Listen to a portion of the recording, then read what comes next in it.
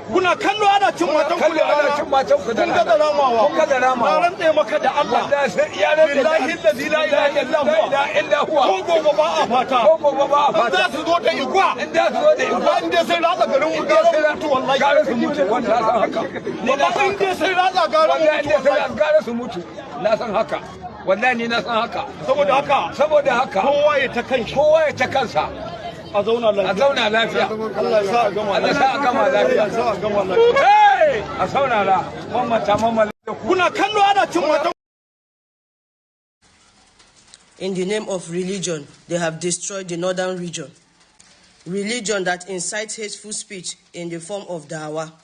Religion that provokes its fellow Dan Arewa by calling her Arania and calling him Arani. That is infidel.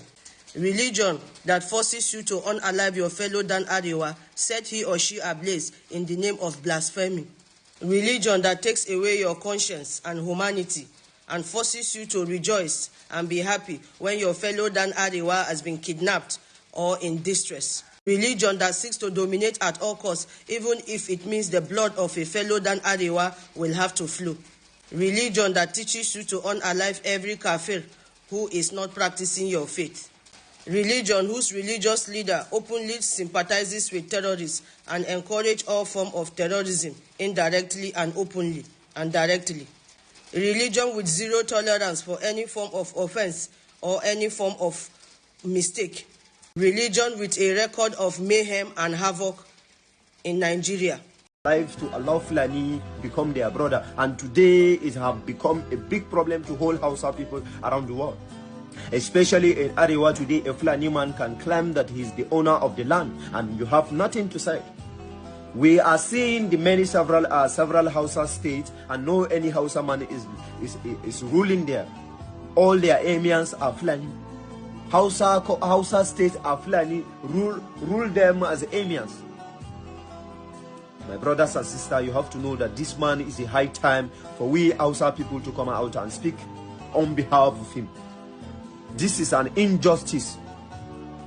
This is an injustice for this man to fight for all Nigerians, and they will now tell us, we the Arewa people, that he's a terrorist. This man, he have never been a terrorist in his life. The whole what keep disturbing me in my heart, this man have never in his life with AK-47 to shoot a person. He have never in his life, but they declare him as a terrorist and a life imprisonment. For you to know, as an Arewa person, I'm calling you for you to know. Go and study. Go and watch the videos of Nnamdi Kanu, my brother, and come and follow me. Let's fight for this man. This man is not a terrorist. Nigeria is supposed to pay this man for declaring him as a terrorist, for spoiling his name, for teaching us that he's a terrorist. Nigeria is supposed to pay this man a dear. My brothers and sisters, Hausas, I'm calling you, and other languages who are ready to learn more and to build a future. This is a time for we to build a future. Do not believe on everything your forefathers are telling you. Thank you for joining us today, 28th of June 2026. Thank you for being with us and standing on the side as we continue to bring to you the revelations that surrounding this entity called Nigeria. Well, the news break out just few hours ago. We are noticing, like you just watched in that video, that there is uprising in the north, that the Hausas now have come to realize that Nnamdi Kanu was not just a God sent, but has brought a solution to them. They are now demanding that the Fulani people should be excluded from the proposed Hausa Land Republic. And this has triggered a lot of, a crisis currently now, to the extent that we are seeing the Hausa youths, we are seeing even the middle class, the Hausa middle class, and there's no elitist Hausa class, but what we have is, in the north, is Fulani elitist class. So because of feudalism, they find it very difficult to migrate from that middle or stagnant or lower class to the elite class, because the Fulani conquest actually imposed feudalism. And in feudalism, you do not, contest anything without being taken recognition from the elite leadership, And so it was not like you can migrate easily from that, but you have been subjugated, to, that level of, slavery. Let me just use that word.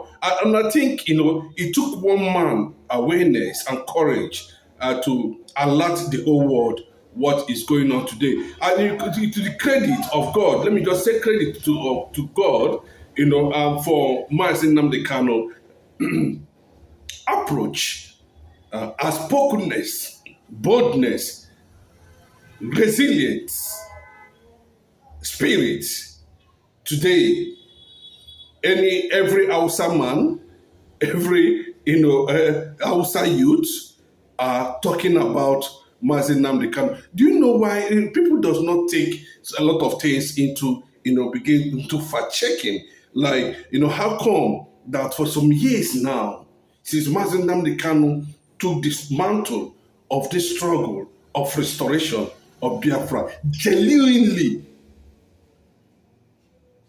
we have not been able to see any form of uprising, either from the Hausa community or either from the Fulani hegemony against Igbos or Biafrans in the north for years now. There is something about it. Because what is happening now, it looks like the Hausa class, let me just put it that way. When I mean as a class, I'm not talking about, the Hausas have no political elites, or political class at all in the north. But what they are trying to do now, they are trying to get the international organizations, that's why they are always against Aminah Mohammed, whom the Arab world actually planted in United Nations. And that is why they're telling you that woman has to be removed. And I thank God, the Israelis and the Americans are going to do something about that woman any moment from now, and she'll be thrown out of United Nations, because she is the deputy to Antonio Guterres, and she's a Fulani, and Iran and other countries have a hand in her. It was Buhari, too, that brought that, planted the woman there. So anything that's happening within Nigeria, that woman is sabotaging all the Biafran effort, diplomacy, international engagement, to get United Nations attention. But that is no longer necessary. The Biafrans has find a way around the struggle in reality. From what you are saying now, so you can see that there's this understanding that the Igbos are not the problem of Nigeria, but Nigeria are the problems of Nigeria. Right from the time the Nigeria came into independence, the killing started in Nigeria. How many years ago? Even when they say it was an Igbo coup, you will know that it was not an Igbo coup. We know that the only person, the people, the Yorubas have a lot of questions to answer, but not now. They will answer that questions. The day the world will recognize Biafra, they will have questions to answer. Both of what happened to Aguiyi Ironsi what happened to who was, this Ifajui, no, you understand? Then on the issue of Nzogo and all that, we have all these things, stories, we have all these things fast that one day they will definitely come and answer to it. I will call the attention to that. But for now, that's not the story. But the story is that, why the Hausa class, the Hausa leaders, the Hausa, are trying to acknowledge and celebrate the Igbos, like never before. They are talking about Igbos. They never knew, regretting Middle Belt, are already drawing the sword, that these things go on did, all these things, there's a problem and all that. They can never, in fact, that without Biafra, it's the only way. You see, there is so much concentration now that the world should allow Biafra to go. They elected, or let me just put it, the cerebral class, the minority of the class of, the Yoruba race, who understand this, knows that there's no how they can move this thing without the Igbo people. So over the years, you can see where the whole thing is coming out from now. The Yorubas are trying to attack the Igbo people, over agitation, over condemnation of a nation that does not work. They know that Nigeria does not work, but because they have been they have adopted that corruption, believing that the Fulani people, they are definitely going to work with them together, to compromise the entire eastern Nigeria. But things are not getting better like that anymore. They are not seeing it like that anymore. Whether Obi become president or Obi does not become president, no, there is awareness. Everybody's asking the Igbo question. Without the Igbos are not in the presidency, Igbos are not, but they still maintain number one in all ramifications across Africa. So these things have become a reality that people are beginning to wonder, who is these people? Even in international, they are asking those who are coming closer. Forget this sabotage, Nnamdi Kanu and all that. They have settled them, of course. They just like was Ricky and the rest of they should go and enjoy their money. Leave this same Nnamdi Kanu is on a suicide mission now. We don't want to be provoked. Nnamdi Kanu has gone far. The person he's going to pass the mantle to, you don't know how he's going to come out from there. You don't know. There's a plan already, and very soon you're going to see him, out, and you see the narratives will change, the perception will change. It will become a total approach. Nigerian leaders themselves are preparing for breakup. The Hausas are preparing for breakup. They can see there's a massive clash now between the Hausa middle class, if actually they have, because the Fulanis control the traditional institutions, they control the education, they control also the political class. They now control the rich, class too, that they created this feudalistic structure that kept the entire indigenous Hausa people that own the land. They are now telling the Hausas they are not the one that own the land. But this has angered and triggered uprising in the north currently now. And they're saying that Igbos must be protected. So you can see that the breakup is clear, that there will be no options for Nigeria to break up.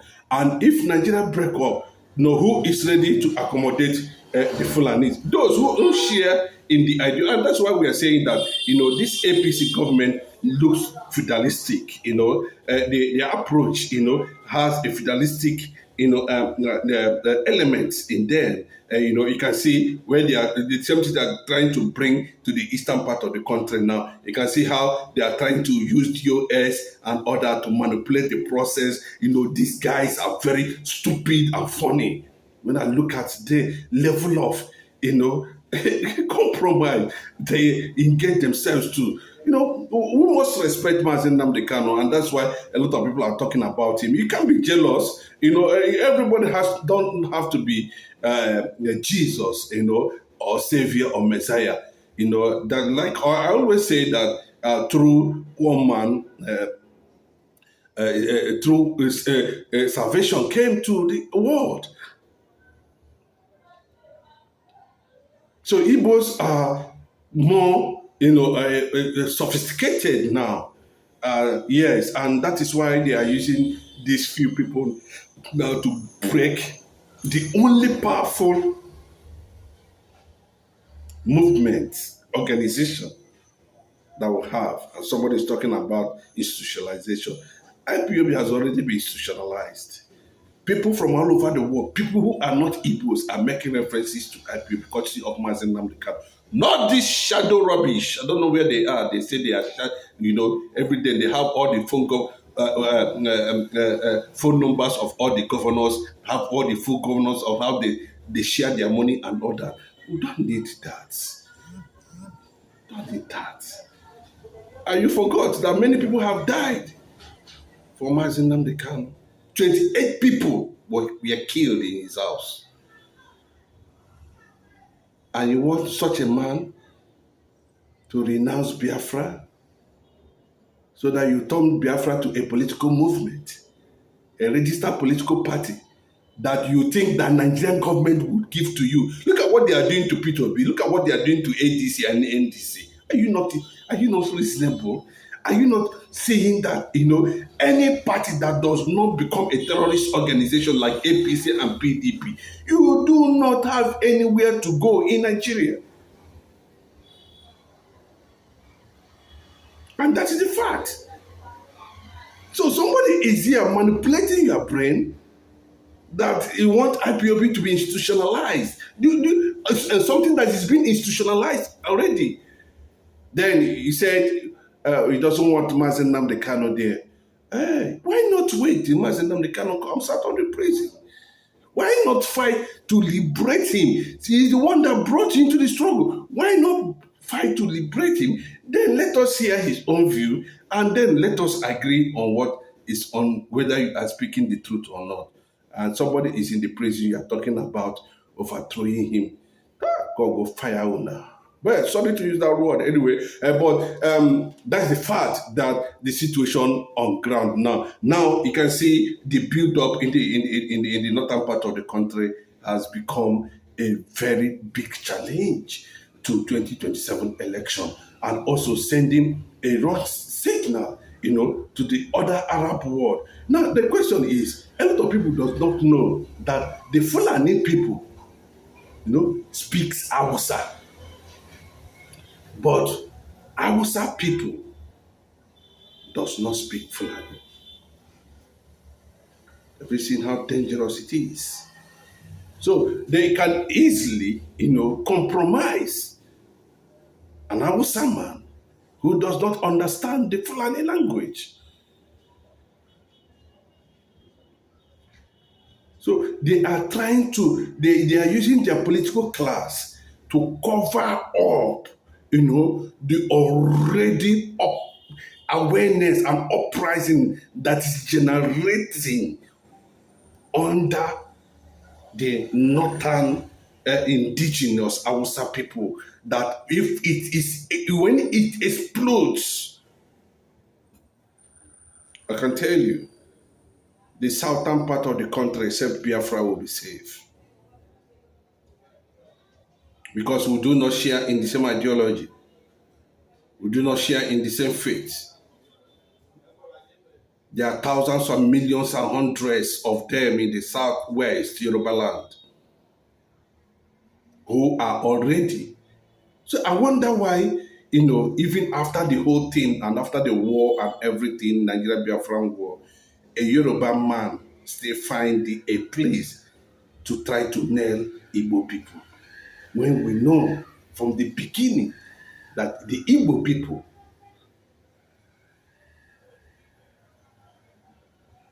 do not carry out conquest. They live by Egbebere Ukobere. That's how Igbo man survives. But you don't know the secret, that you must have a clean heart before you be able to advocate for something like Biafra. Because Biafra is tied to divinity. Today, we have broken every jinx in all ramifications in all sectors. Igbos have the highest number of inventors, black inventors in Africa and in the world, contributing massively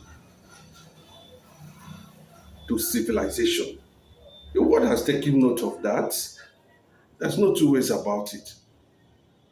Then prepare for the breakup of Nigeria. I said, I repeat, you prepare for Nigerian breakup, total collapse. Everybody will disappear because the government of Nigeria does not believe in sanity. They want to impose political feudalism on Biafrans, pushing Islam underground. Today, as they are trying to cover up from the other angle is busting, and that's what is happening in the north now and the middle belt. That's massive uprising, and the Hausas and the Fulanis are clashing deeply. I mean, when I mean clashing, face to face, it has started. Nnamdi Kanu